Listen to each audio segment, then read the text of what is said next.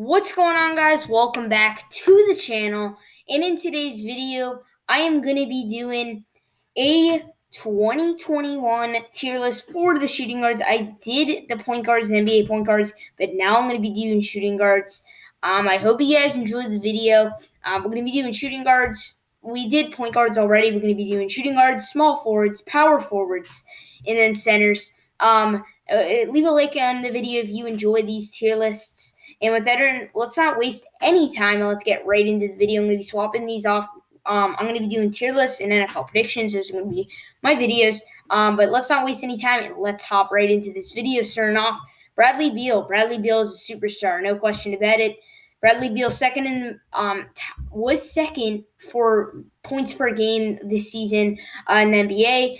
He kind of didn't have a great end of the season, or he had a good end of the season, just Steph Curry went off, and that's how Steph Curry got in front of him. But for most of the season, he led the NBA in points per game, he really did well because he did get an All-Star game. He did really well shooting. It's just the Wizards didn't have much success. Bradley Beal definitely a superstar. Buddy Hield, I'm going to put in good. Buddy Hield has always been a good player. All right, he's always just been that shot creator who takes shots. He's always been a good 3-point shooter. He gets in that 3-point contest. So Buddy Hield has a record for just being a serviceable, good player who will get you points, get you assists, share the ball, and he's a good mentor for young players. So Buddy Hield definitely is a good player. Despite getting up there in age and possibly being replaced by Tyrese Halliburton, he's still a good player. Caris LeVert, I'm also going to put in good. He got replaced by James Harden, was traded to the Indiana Pacers as Victor Oladipo went to the Rockets. But anyway, now he's on the Heat. But inevitably, Caris LeVert's a good player. All right, Caris LeVert, he was more of a bench player. In Brooklyn before the Big Three came, he was always a good player. But if people recognize him as a bench piece, but I think Caris LeVert was more than that. All right, Caris LeVert, he averaged a good amount of points, early 20s, late teens for points per game. He could spread the ball, and he was a big shooting guard, so he could drive into the paint. And he wasn't that bad of a shooter, so Caris LeVert, definitely a good player.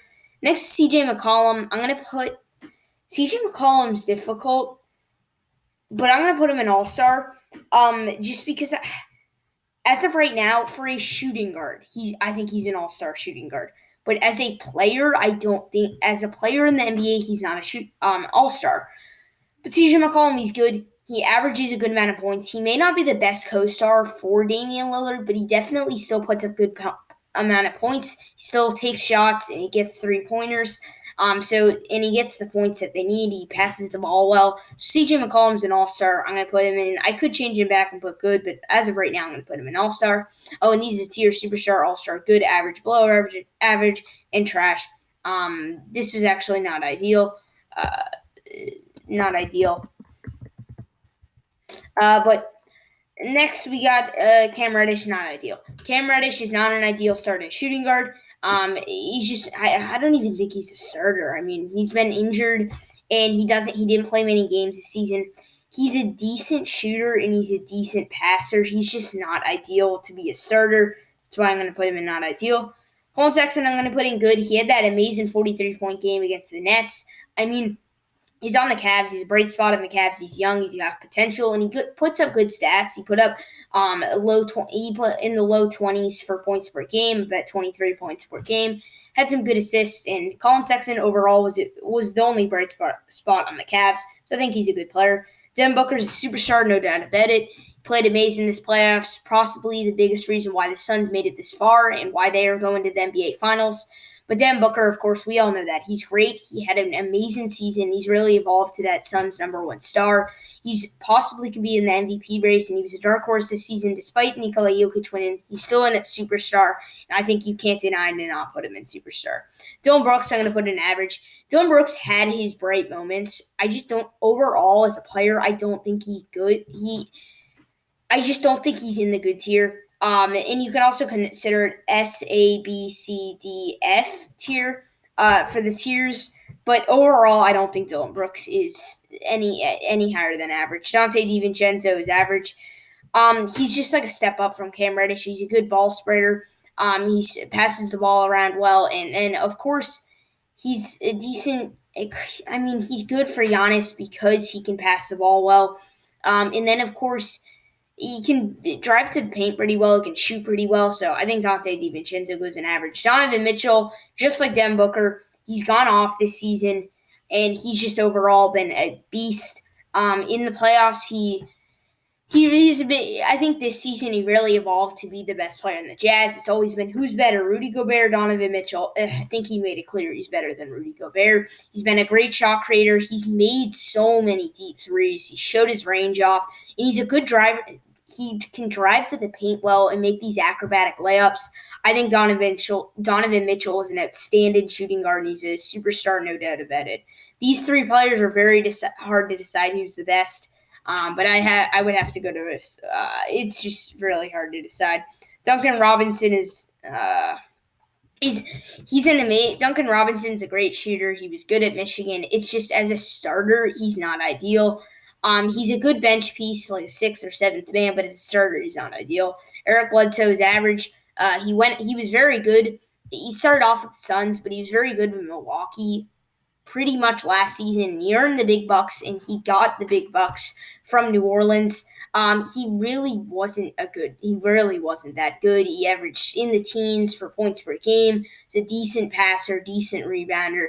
So overall, it's not a great shooter either. So I think Eric Bledsoe is just nothing better than average.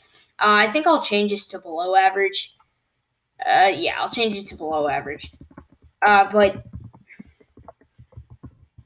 okay. And then next we got trash. No. Next we got Evan Fournier. Evan Fournier is going to go in good. Evan Fournier averaged 17 points per game. He's a good. Obviously he's a good shooter. We all know that, and he was a good piece for Boston. Now he may not have been he may have been a bench player, but he was a starter a lot of the year. And overall, I think Evan Fournier is a good player. So I'm going to put him in the good tier. Fred VanVleet, also a good player. He's still getting somewhat shadowed by Kyle Lowry, but he's still a good shooter. He's still a good playmaker. And Fred VanVleet overall is probably one of the best players on the Raptors, probably the third best. But I think overall Fred VanVleet's a good player, and he always is consistent. He's not inconsistent. He's consistent with the stats, and he's able to keep up a constant rate of good stats. So I think I'm going to put Fred VanVleet in good. Gary Harris is going to go in below average. Gary Harris shouldn't be a starter. It's just he's on the Magic. That's why the Magic have injuries and young talent. That's only reason why he's a starter. But Gary Harris got traded for the Nuggets. He was just really a bench player on the Nuggets. He was really just used as a bench piece that would come on the bench come off of the bench. It's just I don't think Gary Harris is very good. He's a below average starter. James Harden, superstar, no doubt about it, the best one here. Obviously, I mean, he had a rough year because he was a third scorer. He just didn't have time to shine because he was injured for a lot of the year, and he got shadowed by Kevin Durant, and he wasn't able to put up these amazing stats because he had two superstars around him. But overall, when James Harden was healthy, James Harden was a superstar. Next, we got Josh Richardson. I think Josh Richardson will go below average. As a starter, Josh Richardson averaged like 12 points per game. He just all around, I don't really think he was that good. It's just he got traded for Seth Curry. I think Seth Curry will go in average because Seth Curry was the better shooter and the better playmaker, and he was also a better offensively. He was better scoring.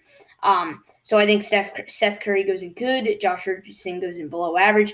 KCP is going to go in below average. He's scared to shoot. LeBron makes him shoot the ball, and he's just all around not that great of a shooter. He drives to the paint. He's a good acrobatic layupper. He gets some good layups. It's just overall KCP shouldn't be a starter. It's just he's on the Lakers who have two superstars, and then their depth's terrible. So that's why KCP's a starter, but he's a below average player. Klay Thompson's going to go an all-star. Klay Thompson hasn't proved enough to be a superstar in the NBA. He's been injured for 2 years. And who knows, will he bounce back like John Wall, or will he bounce back like Kevin Durant? All right, Kevin Durant came back from his Achilles injury like Superman. But John Wall came back from his 2-year injury just as an overpaid player overpaid out of their prime player who's on a bad team. I don't think that's the case for Klay. He's still an amazing shooter. The case for John Wall was that he was just an athletic, acrobatic layup guy in the paint, and Klay's more just a pick and roll shooter. So I think Klay Thompson will bounce back better, but Klay Thompson's averaged like 20 his whole career. I know he's been with Steph Curry, and it's hard to score 20 plus points with Steph Curry on your team and Kevin Durant for 2 years. But overall, I can't put Klay on the same level as these guys. I think he's better than CJ 100%, but Klay's an all-star. Nothing better than that. Lonnie Walker is below average. Shouldn't be a starter. He averages like 11 points per game. Overall, Lonnie Walker, he's young and he has potential. But on the Spurs are a mess in their backcourt, so I think the Lonnie Walker is gonna just a below average starter. Malik Beasley, I think Malik Beasley's good. All right, he averages up in the 20s for points per game. He's an amazing shooter. And overall, he's a bright spot for that Minnesota team. He pairs up great with D'Angelo Russell, and he missed a lot of games this season. But overall, when Malik Beasley's healthy, he's a good shooter, he's a good playmaker, and overall, he's a great scorer. He's young and he's got a ton of potential, and he could potentially be up here in the future. But as of right now, I'm going to put him in good. Marcus Smart's also going to go in good. One word for you: defense. That's why he's there. Mark Smart averages like 13 points per game with four rebounds and 5 assists or something. 3 rebounds, 5 assists. But if he wasn't a good defender, he's here. But since he's able to lock down the 1 through the 3, he's a great foul drawer. And I think overall, Marcus Smart is a great. His defense puts him in this tier. Paul George is going in superstar. Say all you want about Pandemic P. Say all you want how people think that he's a lot like Klay, and he kind of is, but he's a gym rat, and he's also an amazing defender, and he also can shoot the ball well. All right, say you want Pandemic P can't make a shot. He's not clutch. He can't do it on a successful team. This year he could, all right? He didn't have his co-star Kawhi Leonard, and he carried this team through the Jazz series when Kawhi was out and through the Suns series when Kawhi was out. All right, they had Kawhi in the Mavs series, but he dropped CP3. He hit a half-court bomb. He hit consistent threes. He missed his free throws, but in the end, Paul George is putting up 30 every single night, and he consistently put up good stats. And Paul George is the main reason why the Clippers had a chance to go to the finals, because if they didn't have Paul George, they're not even making the playoffs. Kawhi alone's not making the playoffs.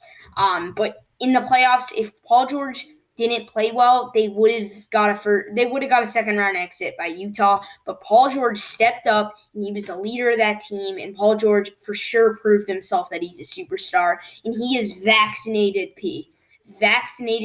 Paul George. And next is RJ Barrett. I'm going to put in RJ Barrett in good. He was a good co-star for Julius Randle. He played well. And he's a ton of potential. He's a good scorer, decent defender. So RJ Barrett definitely was good, and he's just going to keep on getting better from here. Eventually could be up here, maybe even up here. But for now, RJ Barrett's in good.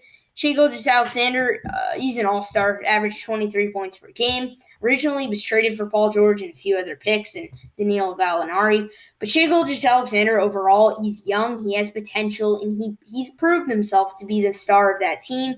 He's now surrounded by Kemba Walker. Is he going to still be able to put consistent stats up? Will Kemba Walker even play? I think the main reason why he put 23 points per game up is only because there's no other scoring options on the Thunder. Overall, I like Shai Gilgeous-Alexander, and I think he has the potential, and very soon he'll be up here. But as of right now, he's not a superstar. But I think all-star is sufficient. Scary Terry, I want to put him in here so bad. Scary Terry is so good, but I got to put him in good. I got to keep him in good. He averaged 20-something points per game. He was a great shooter. He hit that half-court bomb earlier in the season, buzzer beater. And overall, Scary Terry is just such a good offensive threat, so underrated.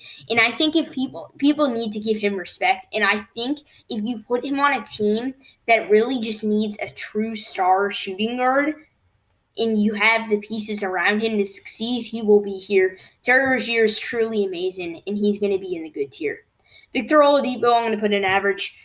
He's definitely the best player here on average. He's just regressed since his prime in Indiana. He's a good player for Miami, but overall, he just regressed. He's not the same. He's still a decent shooter, still a decent playmaker, still a decent defender. But overall, Vic is just still he's in the average tier. I can't put him higher. Wayne Ellington, trash. He averaged 9 points per game, but that's because he was on the Pistons. Should have averaged that.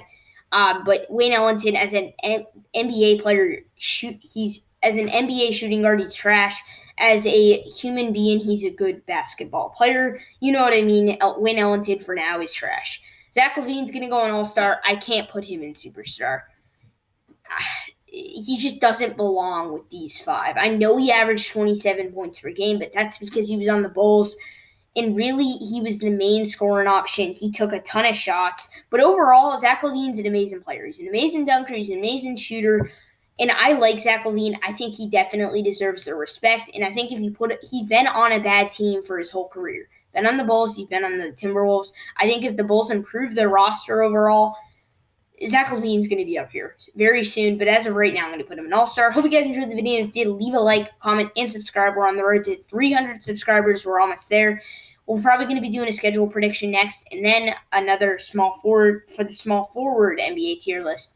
But I will not be making videos consistently for the next probably week. But we'll get on the track back in about 2 weeks. We'll be doing consistent everyday uploads. But I hope you guys enjoyed the video, and I'll see you guys in the next one. Peace out.